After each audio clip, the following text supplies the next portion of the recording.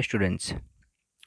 First of all, welcome to all of you in the first session of the chapter 7, that is dissolution of partnership firm. So, students, the first question will definitely arise in your mind, and that is the what is dissolution exactly. So, without wasting your time, we just directly look into its meaning.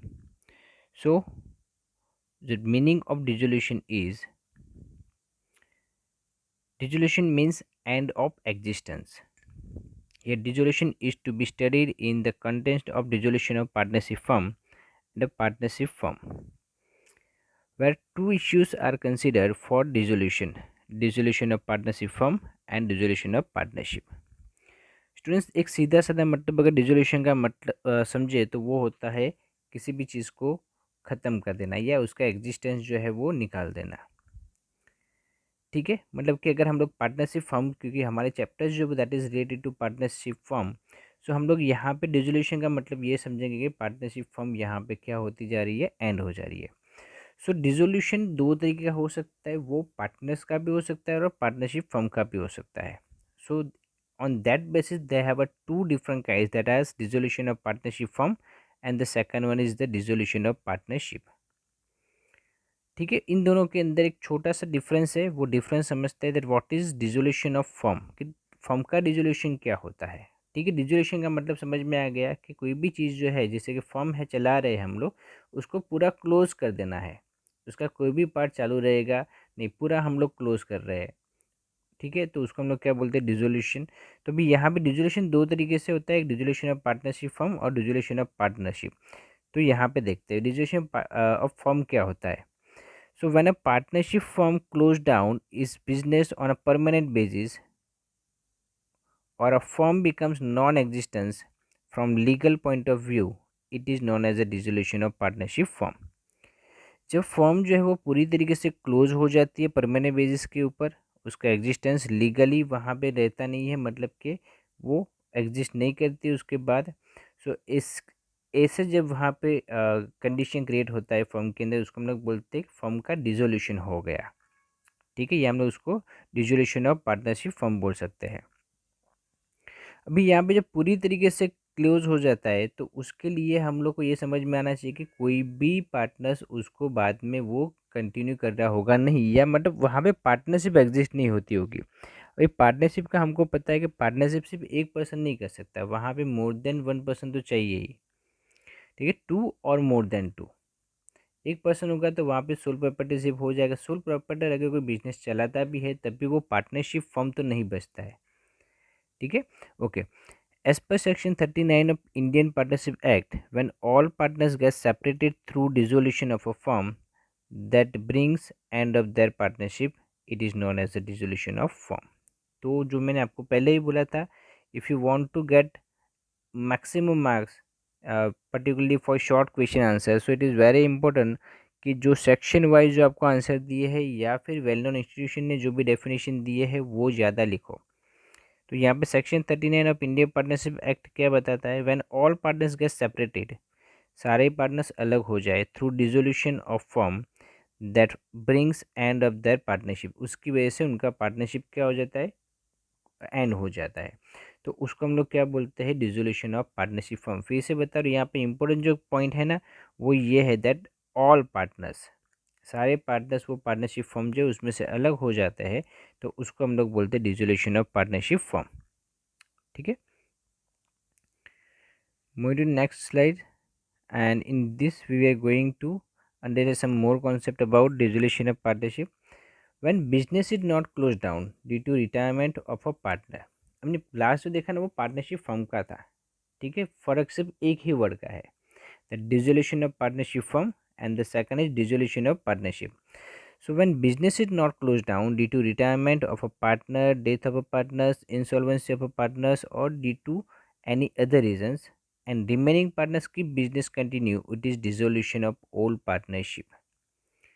ठीक है, तो यहाँ पे हम लोग सारे के सारे पार्टनर्स निकल नहीं रहे, पर कोई एक पार्टनर या कोई दो partners either for due to admission of partnership or due to retirement of partnership और डेथ ऑफ अ पार्टनरशिप, आपके जो पुराने पार्टनरशिप जो चल रहे थे वो वहाँ पे नहीं रहते, वो चेंज हो जाते हैं। जैसे किसी 3 पार्टनर्स ऑलरेडी बिजनेस चला रहे, नया पर्सन आ रहा है, तभी कितने पार्टनर्स हो गए, 4 पार्टनर्स हो गए। तो पुरानी पार्टनरशिप, ओल्ड पार्टनरशिप तो वहीं पे ख़त्म हो जाती है, बट बिजनेस क्लोज होता नहीं है। पार्टनरशिप फॉर्म का जब डिसोल्यूशन होता है तो उसमें बिजनेस पूरा क्लोज हो जाता है, बट जब डिसोल्यूशन ऑफ पार्टनरशिप जब हो तो वहाँ पे बिजनेस क्लोज नहीं होता है, वहाँ पे पार्टनरशिप जो है पुरानी, वो भी पुरानी, वो क्लोज हो जाती है। ठीक है, बाकी के जो पार्टनर्स है वो इसी तरीके से कंटिन्यू वो बिजनेस कंटिन्यू करते हैं। ठीक है, इसमें बिजनेस क्लोज हो जाता नहीं है। That is the main difference between the dissolution of partnership and dissolution of partnership form. Okay, except outgoing partners, remaining partners keep business continuous. Consequently, new partnership takes place.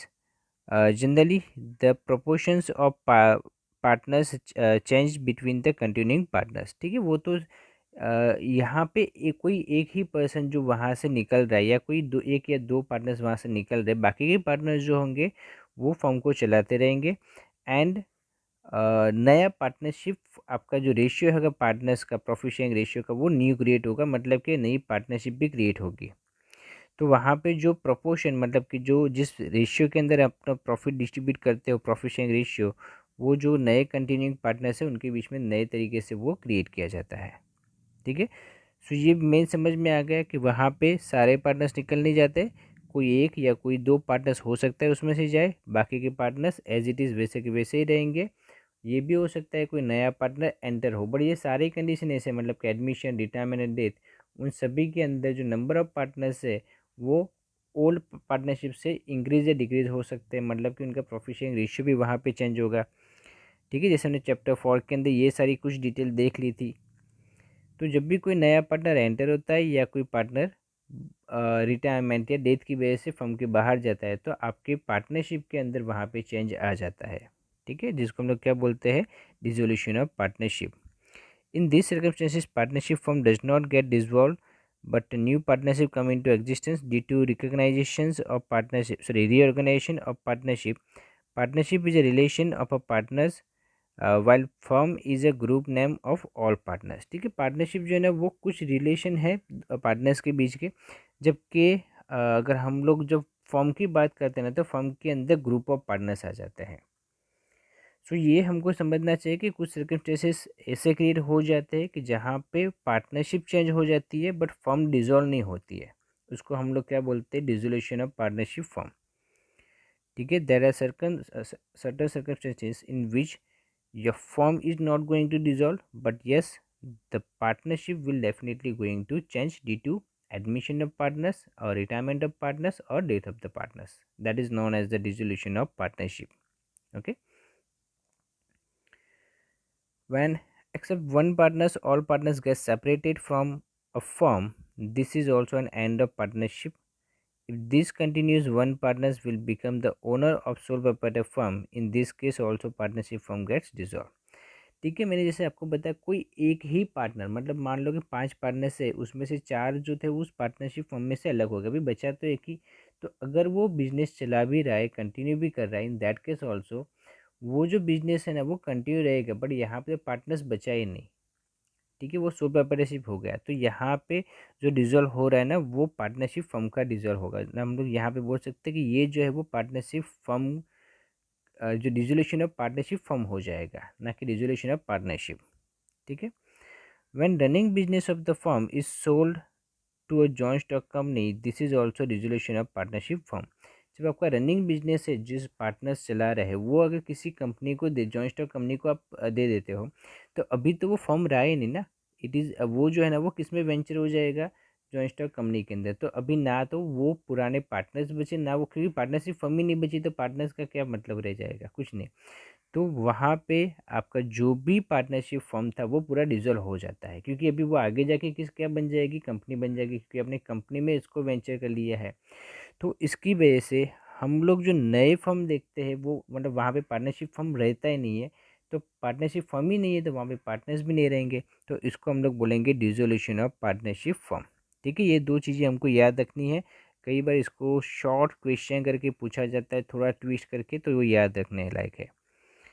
Next, method of dissolution of firm. तो हमने ये देख लिया कि dissolution का मतलब क्या होता है। अभी मेथड देख लेते हैं। तो through any of the following methods partnership can be dissolve without the interference of court. तो पहले जो हमारी पहली मेथड है ना, वो हम लोग ऊपर देखें, ऊपर लिखा हुआ है that is which name, the name of the method is normal dissolution और dissolution without interference of court. मतलब कि ये ऐसे सारे डिसोल्यूशन होंगे जिसमें हमको कोर्ट की ज़रूरत पड़ेगी नहीं। विदाउट कोर्ट हम लोग पार्टनर्स के बीच में म्यूचुअल कंसेंट या दूसरे तरीके से हम लोग का जो पार्टनरशिप फॉर्म जो होता है वो डिसॉल्व हो जाता है। ठीक है, अभी यहाँ पे कौन कौन से ऐसे तरीके हैं वो देखते हैं। तो पहला है by agreement. When all partners agree to dissolve the firm, partnership firm can be dissolve at any point of time, it is a voluntary dissolution. जब सारे पार्टनर्स मिलकर एक डिसीजन ले लेते हैं कि हमको फर्म नहीं चलानी है, तो उसको हम लोग बोलते हैं वॉल्यूंटरी डिसोल्यूशन, और ये बहुत ईजी तरीके से हो जाता है। ठीक है, but for this the consent of all partners should be there, कि जितने ही पार्टनर्स हैं उन सबका वहाँ पे कंसेंट होना जरूरी है। ठीक है,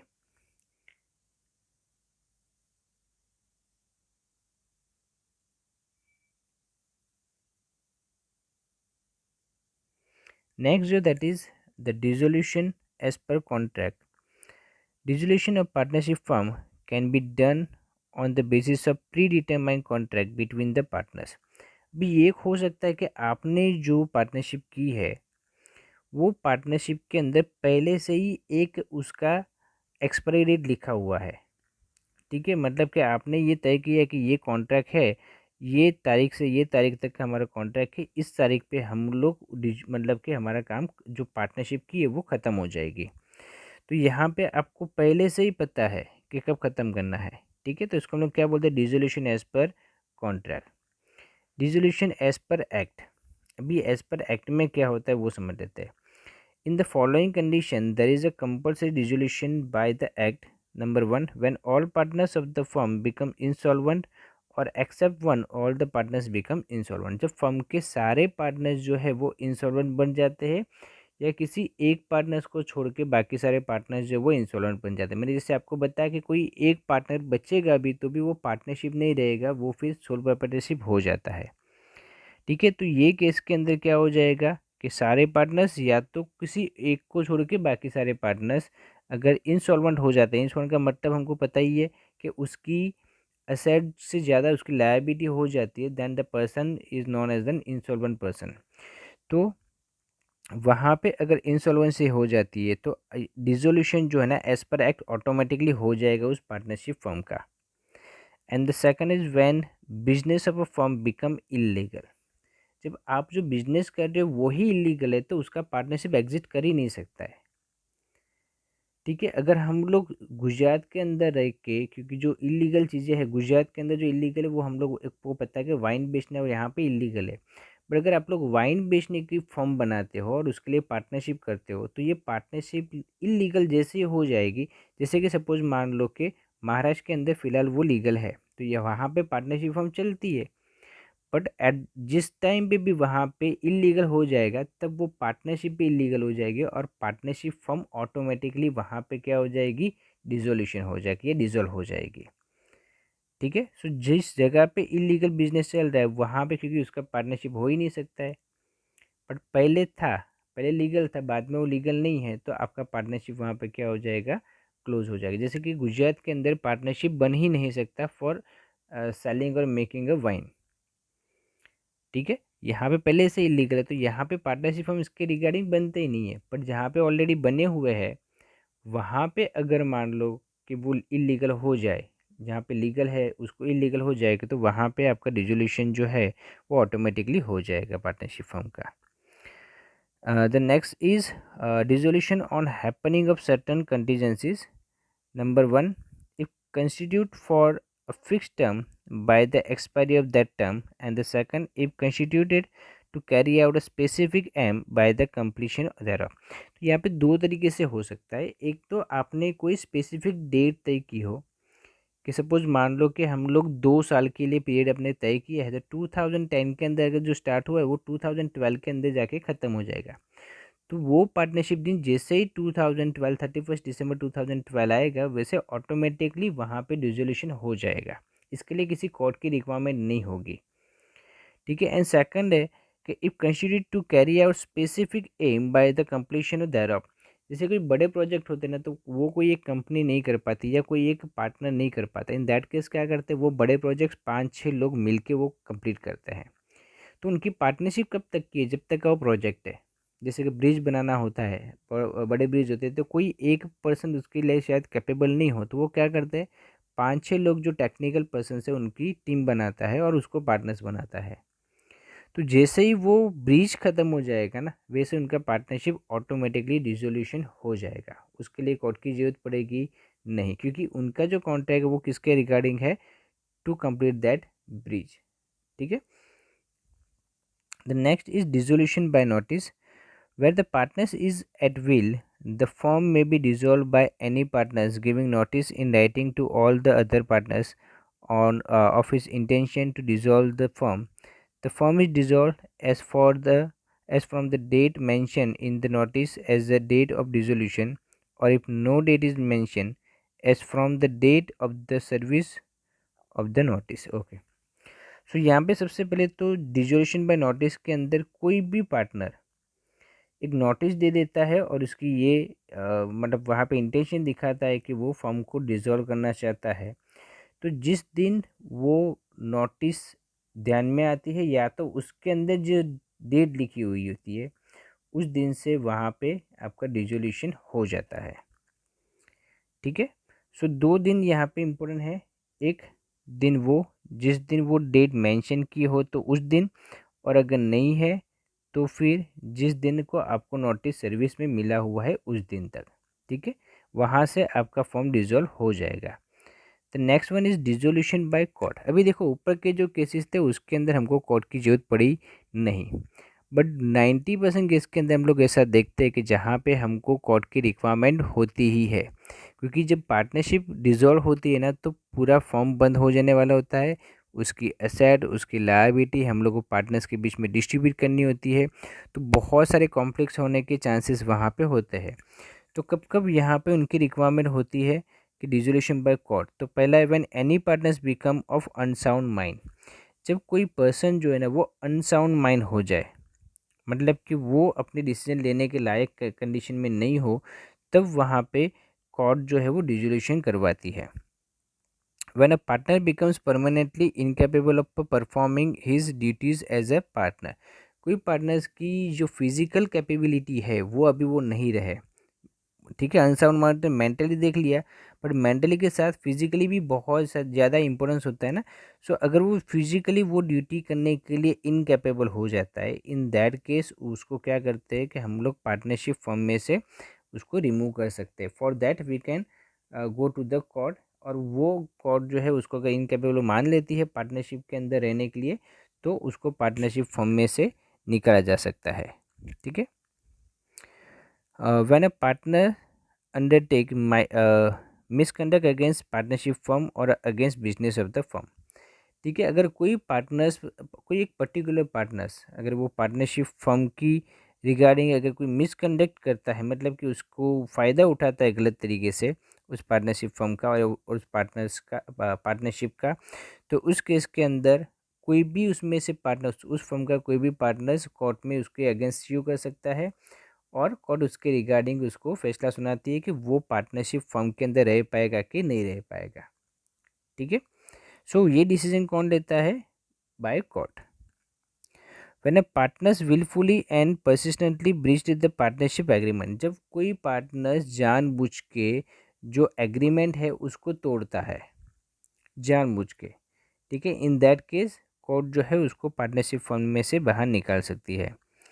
Then, when a partner transfer his whole interest in the partnership to a third party without the consent of other partners, जैसे ए बी सी 3 पार्टनर्स है, ठीक है। अभी अगर सी को वहाँ से निकलना है और डी को उसकी जगह पे लेके आना है, तो पहले उसको ए एंड बी को वो कंसर्न करना पड़ेगा, उनका कंसर्न लेना पड़ेगा कि मैं ए और डी जो है उसको उसको मेरी जगह पे लेके आता हूँ। वो डायरेक्टली सी के पास सी जो है डायरेक्टली डी के पास से पैसे लेके अगर उसको यहाँ पे पार्टनर्स बना देता है, तो वो सही नहीं है। तो इस केस के अंदर कोर्ट में जाके हम लोग ये जो पार्टनरशिप नया बनाना चाहता है उसको हम लोग रोक भी सकते हैं, उसको अगर हो चुका है तो हम लोग उसको कैंसिल भी करवा सकते हैं।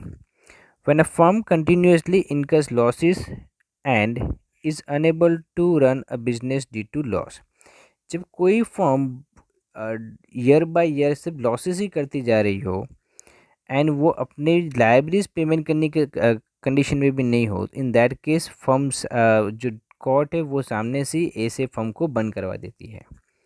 ठीक है, सो ये सारे ऐसे केसेस है जिसके अंदर आपको कोर्ट की रिक्वायरमेंट पड़ती है।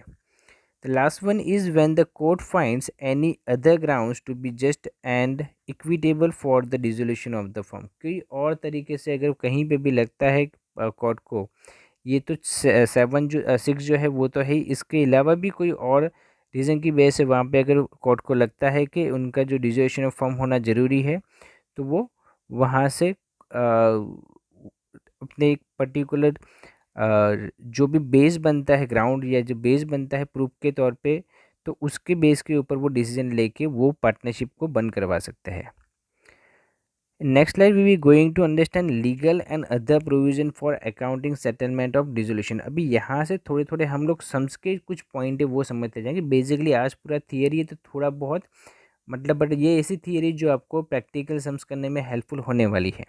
ठीक है, तो first is for loss of a firm, कि लॉस जब फर्म का होता है तब क्या रूल्स है। ठीक है, लीगल या प्रोविजंस क्या है। So as per Indian partnership act the loss arise including capital deficit at the time of dissolution is executed in the following manner. तो कोई भी बड़ा लॉस या कैपिटल लॉस होता है तो उसको एग्जीक्यूट कैसे करते हैं, मतलब कि लॉस को किस तरीके से हम लोग सेटल करते हैं। तो सबसे पहले जो सेटल किया जाता है वो कौन सा होता है, first of all to be return of from the profit of the firm. तो सबसे पहले हम लोग प्रॉफिट जो हमारा फर्म का होता है उसमें से लॉस को हम लोग माइनस करते हैं। जैसे कि हमारा रिजर्व या रिजर्व सरप्लस पड़ा है कोई भी, तो वो जो है उसको हम लोग कहाँ पे लगाते हैं कि जो पुराने प्रॉफिट है उस जो इस साल के प्रॉफिट है उसको पहले, सॉरी लॉस जो है उसमें सामने हम लोग पहले प्रॉफिट ऐड कर लेते हैं। अगर मान लो कि आपके पास जो बचे प्रॉफिट है वो लॉस से कम है, मतलब कि लॉस उससे ज़्यादा दिया हुआ है, तो अभी भी आपको पेमेंट करना बाकी है। तो सेकंड क्या करेंगे, if profit is not sufficient, आपका प्रॉफिट जो सफिशिएंट नहीं है लॉस को बैकअप करने के लिए, in that case it will be made from the capital of the partners, कि जो पार्टनर्स है उनके कैपिटल के अकाउंट जो होते हैं उसके अंदर जो जो भी कैपिटल होगा उसमें से वो माइनस किया जाएगा, मतलब कि उसके अगेंस्ट में लॉस को सेटअप किया जाएगा। एंड अगर मान लो उसके बाद भी नहीं होता है, that capital is also not sufficient, in that case all partners would distribute this loss in the profit and loss sharing ratio and pay from that personal asset as per need। ठीक है, पहले तो profit में देखा कि profit कितना पड़ा है तो वो तो पूरा यूज़ हो गया लॉस को ख़त्म करने में, उसके बाद भी लॉस बाकी बचा है तो हमने देखा कैपिटल अकाउंट के जो भी बैलेंस है उसके सामने उसको सेटअप करो, तो वो भी पूरा कैपिटल अकाउंट भी पूरा कंप्लीट हो गया। अब भी हम लोग क्या करेंगे, तो अभी जो भी लॉस बचा ना उसको डिस्ट्रीब्यूट कर देते हैं हम लोग प्रॉफिट शेयरिंग रेशियो के अंदर। अभी पार्टनर्स अपना जो लॉस है वो अपनी एसेट बेच के भी वो सेटअप करना पड़ेगा, क्योंकि यहाँ पे जैसे हमको पता है पार्टनरशिप में पार्टनर्स की लायबिलिटी जो होती है वो अनलिमिटेड होती है, तो वहाँ पे अपनी जो पर्सनल एसेट होगी उसको बेच के भी इसको क्या करना पड़ेगा, प्रॉफिट एंड जो भी लॉस हुआ होता है उसको सेट करना पड़ता है। Liability of a firm and personal liabilities of a partners, तो वो देख लिया लॉस के अंदर हम लोग किस हिसाब से करते हैं, सबसे पहले प्रॉफिट को यूज़ करते हैं, अगर प्रॉफिट भी अनसफिशिएंट है इन दैट केस हम लोग पार्टनर्स के कैपिटल को यूज़ करते हैं, वो भी अनसफिशिएंट है तो पार्टनर्स की जो पर्सनल एसेट है उसमें उसको बेच के हम लोग लॉस सेटअप करते हैं। अभी यहाँ पे liabilities of the firm and personal liability of the partners, तो यहाँ पे फर्म की लायबिलिटी भी होती है पर्सनल लायबिलिटी भी होती है। जैसे कि मैंने फर्म के अंदर कुछ इन्वेस्टमेंट करके मैं पार्टनर बना हूँ, बट मेरे ऊपर भी कुछ लायबिलिटी हो सकती है, जैसे कि मैंने होम लोन लिया हुआ है तो वो लायबिलिटी मुझे पेमेंट करनी है। तो यहाँ पे मेन ये है कि अगर एक कोई ऐसी कंडीशन आ जाए कि जहाँ पे मुझे दोनों लायबिलिटी पेमेंट करने की ज़रूरत पड़े, तो मेरे पास जो भी एसेट है उसको बेच के मैं पहले कौन सी लायबिलिटी को पेमेंट करूँगा, जो मेरी पर्सनल है वो, या जो मेरी फर्म के रिगार्डिंग जो मेरी लायबिलिटी बन रही है वो। ठीक है, ये मेन क्वेश्चन है। So the liabilities of the partner is unlimited, दस for dues towards third party, partners are responsible individually and collectively। ठीक है, ये है कि अगर हमको जैसे पता है कि पार्टनर्स की लायबिलिटी अनलिमिटेड है, तो अगर वहाँ पे कोई लॉस हो जाता है और किसी थर्ड पार्टी को पेमेंट करना पड़ सकता है, तो फिर हम लोग उसके लिए इंडिविजुअली, मतलब कि मैं खुद तो हुई, बट कलेक्टिव मतलब कि सारे पार्टनर्स के साथ में भी मैं वहाँ पे रिस्पॉन्सिबल हूँ। ठीक है, अभी यहाँ पे as per legal provision asset of the firm are use to discharge the liability of the firm. तो पहले तो हम लोग जो फर्म की एसेट होंगे उसमें से ही फर्म की लायबिलिटी को पेमेंट करने का ट्राई करेंगे।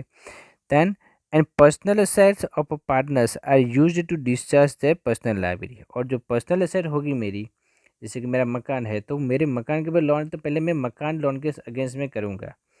ठीक है, उसको मैं मकान जो है वो फर्म में दूंगा नहीं। तो मेरा पहला क्या है कि मेरी जो पर्सनल एसेट है वो मैं पर्सनल लायबिलिटी के सामने यूज़ करूँगा। फर्म की एसेट जो है वो फर्म की लायबिलिटीज़ में जाएगी। ठीक है, then since the liability of the partners is unlimited, after making the payment of personal liability from personal assets, surplus can be used to pay the liabilities of the firm। अभी suppose मान लो कि मेरा जो home loan है वो है 10 lakh rupees का। मेरा जो होम है उसकी वैल्यू 15 लाख रुपीज़ है।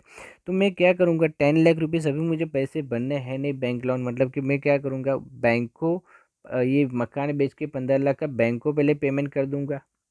10 लाख वहाँ पेमेंट हो गया, अभी भी 5 लाख बचा, तो ये 5 लाख रुपये जो एडवांस मतलब एक्स्ट्रा बचे, तो उसको मुझे क्या करना पड़ेगा, फर्म की जो भी लायबिलिटी है उस फर्म की लायबिलिटी को पेमेंट करने में मुझे यूज़ करना पड़ेगा। ठीक है, नेक्स्ट है पार्टनर्स लोन टू फर्म। अगर किसी पार्टनर्स ने फर्म को लोन दिया हुआ है, in that case, so at the time of dissolution, first of all, dissolution expense and then the liabilities of the firm are paid from the realization of the asset of the firm, then from surplus the loan of the partners is reduced। तो ये एक order बताया कि सबसे पहले हम लोग dissolution expense को जो भी आपको जब ये डिसोल्यूशन करते तब की बात है कि सबसे पहले हम लोग डिसोल्यूशन एक्सपेंस पेमेंट करते हैं। उसके बाद तो आउटसाइड लायबिलिटी मतलब कि थर्ड पार्टी की जो लायबिलिटी होती है वो पेमेंट करते हैं। उसके बाद थर्ड नंबर पे आता है पार्टनर्स का लोन। ठीक है, तो अगर सरप्लस बचता है तो ही पार्टनर्स को लोन मिलता है, सॉरी लोन के पैसे वापस मिलते हैं। Third one is if after making the payment of firm's liability the available surplus is insufficient to return back a loan of more than one partners and nothing can be recovered from the partners। In this case, the loan of the partners is redeemed in their loan proportion। Suppose मान लो कि हम लोगों के पास सब कुछ third party को payment करने के बाद जब हम लोग पार्टनर्स के लोन को डिस्ट्रीब्यूट करने बैठे, मतलब कि रिटर्न करने बैठे, तब हमको पता चला कि दो पार्टनर्स ने लोन दिया हुआ, एक ने 1 लाख, एक ने 2 लाख रुपीज़, मतलब टोटल 3 लाख रुपीज़ उनको वापस करने। बट अगर मान लो आपके पास 1,50,000 ही बचा है, तो इस केस के अंदर हम लोग क्या करेंगे, हम लोग रेशियो निकालेंगे। तो रेशियो क्या निकलेगा, 1:2, क्योंकि एक ने 1 लाख दिए, दूसरे ने 2 लाख दिए है, तो 1:2 हो जाएगा वहाँ पे। सो 1:2 के रेशियो के अंदर ये जो 1,50,000 है वो मैं दोनों के बीच में डिस्ट्रीब्यूट कर दूंगा, मतलब कि 1,50,000 रुपीज़। ठीक है, पूरे पैसे उनको दे पाऊंगा नहीं, बट वहाँ पे मैं रेशियो निकालूंगा। किसी एक को देने से बेटर है कि थोड़े थोड़े दोनों को मिले। इसी मतलब ये बेसिक सिंपल कैलकुलेशन के बेस के ऊपर हम लोग ये यूज समझ सकते हैं। ठीक है, तो fifth one is loan of partners wife. Students, partners की वाइफ जो है पहले तो उसको हम लोग थर्ड पार्टी गिनते हैं। ठीक है, मतलब कि जब थर्ड पार्टी को पेमेंट कर देते हो उसी टाइम पे आपको पार्टनर्स की वाइफ का जो भी लोन लिया है उसको भी पेमेंट कर देना पड़ता है। ठीक है, जैसे मैं बताऊँ, पहला सबसे पहले क्या होता है, तो आपके जो भी डिसोल्यूशन एक्सपेंस है वो पेमेंट करो। उसके बाद थर्ड पार्टी का भी जो भी एक्सपेंस है या लोन है उसको पेमेंट करो। तो थर्ड पार्टी के अंदर कौन आ जाएगा यहाँ पे, कि पार्टनर्स की वाइफ का जो लोन है वो भी इसके अंदर आ जाएगा। ठीक है, if loan is given from the personal fund of her husband, then it will be treated as a loan of partners। अगर उनके हस्बैंड के अकाउंट में से आया है, ठीक है, वहाँ पे नाम लिखवाने से ख़त्म नहीं हो जाता ना, तो हस्बैंड ने अगर वहाँ पे अगर अमाउंट दिया है एज अ कैपिटल, तो फिर वो अमाउंट जो है वो वाइफ के लोन में गिना जाएगा नहीं। ठीक है, वाइफ ने अपने अकाउंट में से दिए होंगे तभी जाके वो वाइफ का लोन गिना जाएगा, पार्टनर्स वाइफ लोन गिना जाएगा, तब तक नहीं। ठीक है। लायबिलिटीज ऑफ पार्टनर्स, तो हमको पता है कि पार्टनर्स के अंदर, पार्टनरशिप के फर्म के अंदर पार्टनर्स की लायबिलिटी कैसी होती है, अनलिमिटेड। ठीक है। If a partner or a partners become insolvent, solvent partners are responsible to pay the dues of the firm from their personal property। तो पार्टनर्स जितने भी है वो सारे के सारे जो है उन सबकी लायबिलिटी अनलिमिटेड होती है, मतलब कि वो एक दूसरे के लिए भी रिस्पॉन्सिबल होते हैं। जैसे 3 पार्टनर है, ABC, ए एंड बी के पास कुछ है ही नहीं, मतलब कि उनके पास कुछ एसेट ही नहीं है, तो उसका जो लॉस है, उनको जो अमाउंट देना था लॉस का, वो भी किसको देना पड़ेगा, सी जो सॉल्वेंट पर्सन है उसको वहाँ पे पेमेंट करना पड़ेगा। ठीक है। नेक्स्ट है distribution of asset and asset realisation of firm. The realisation of asset of the firm is paid in the following order. तो आपके फर्म में से अब सपोज मान लो कि आपने तो चलो बिजनेस बंद कर लिया, अभी उसका रियलाइजेशन मतलब कि आपकी जो भी एसेट है उसको बेच दिया, जो भी लायबिलिटी थी उसको पेमेंट कर दिया, अभी उसके बाद एक जो बचा वो हम लोग कैसे डिस्ट्रीब्यूट करते हैं।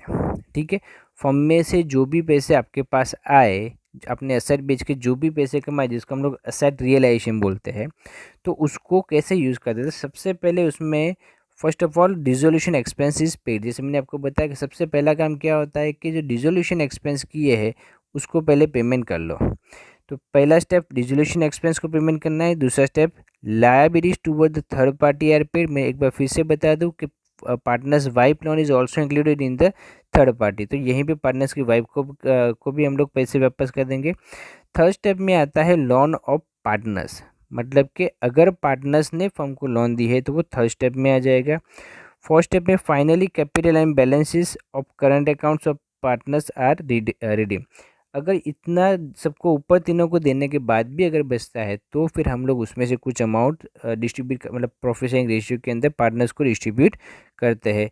Even if any part surplus remains after the payment shown in D, surplus will be distributed among all the partners in their profit sharing ratio. कि अगर सब कुछ बेचने के बाद भी अगर कुछ प्रॉफिट बचता है तो हम लोग सारे पार्टनर्स के बीच में प्रॉफिट शेयरिंग रेशियो के अंदर वो डिस्ट्रीब्यूट कर लेते हैं। ठीक है। सो ये लीगल एंड अदर प्रोविजंस थे। I hope you understand this sessions and enjoy it thoroughly. Stay safe at your home. See you in the next session.